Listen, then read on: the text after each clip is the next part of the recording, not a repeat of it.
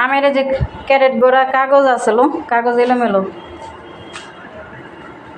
যেটার মধ্যে সব আমি রেখে রাখছি।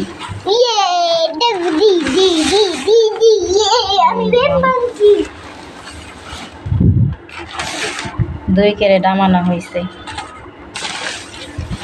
রেখে রাখি। মিলে দিলা কেন?